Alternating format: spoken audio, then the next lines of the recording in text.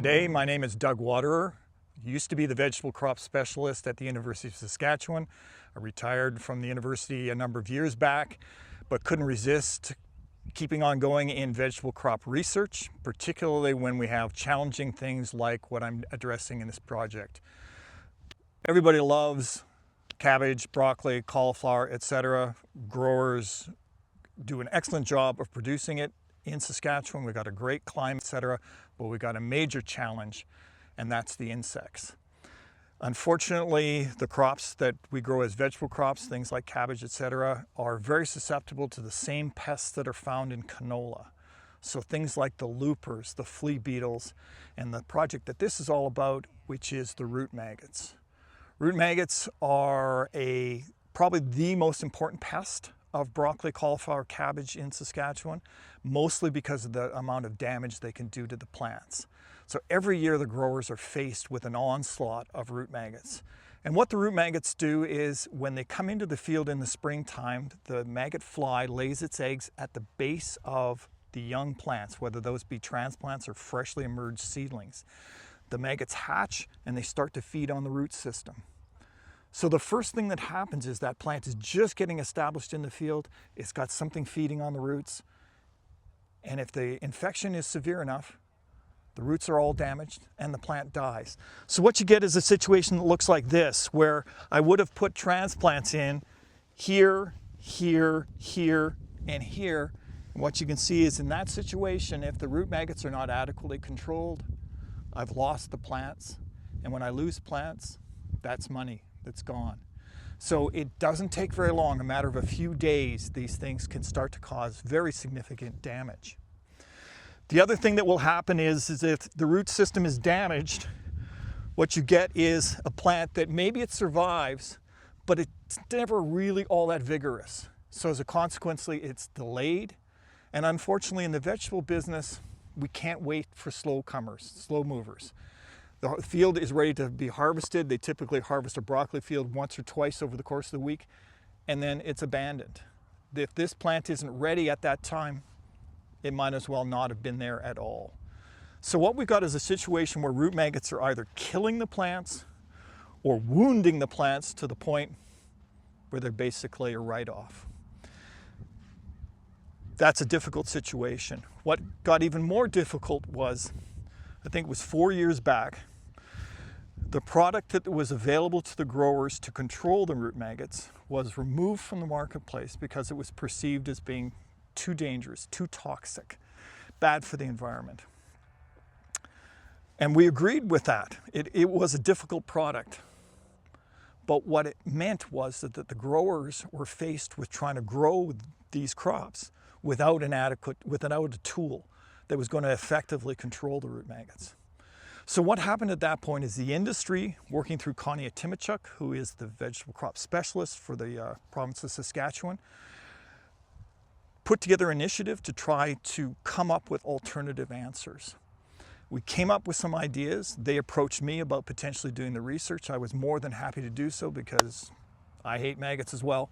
And we put together this trial.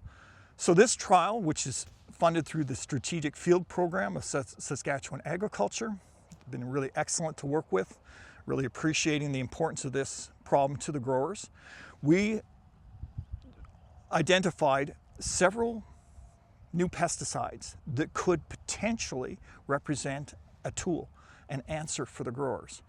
And what we did is we put together this trial where we were addressing the efficacy of these products, the safety of these products, the yield impact of these products, the user friendliness of these products, etc. So we're looking at all the things that are important to the industry, to the growers, to the regulatory people, because we have to get these products approved. And all that data, as I said, will be available to the industry, but also be made available to the regulatory folks to support maybe these new products coming online. The results have been excellent. We have been able to identify several products that appear to work really well. How well do they work? Well, here's an example. This plot here, as you can see, has all kinds of holes in it. That's what happens when you don't apply anything for root maggot control. You can see crop is in real trouble. When I move over here, what you can see is there's a lot more plants. These are the rows that were treated with these new pesticides, these new insecticides. Much better situation. But even better still is as I move over here, this is where the pesticides were treated or applied not in the field, but they were actually applied to the plants before they went into the field. So in this particular case, these were treated to the transplants, which were used to establish this crop, were treated right in the tray. And the beauty of that is that is just a very, very efficient way of applying the insecticide. You can appreciate when I'm applying insecticide in the field, there's large areas in between the plants which don't contain plants, and that pesticide is wasted. If I'm applying in the tray, the plants are very, very close together, so the pesticide goes exactly where it's needed. There's no waste. So it's an efficient way of producing, and it's very, very effective. So in this particular case, give you an example. The treatments where we didn't apply any insecticide, we got about 40% of the plants that are left. Where we applied the treatment as a spray in the field, we got about 70% of the plants survived. When we treated in the trays, it's 95%. And you can appreciate in vegetable crops that are worth an awful lot of money per acre, that difference between 95%, 70%, and 40%, it amounts to thousands of dollars an acre, which otherwise just wouldn't be available to the growers. So in this particular trial, we're looking at survival, but we're also going to be looking at percent harvestable.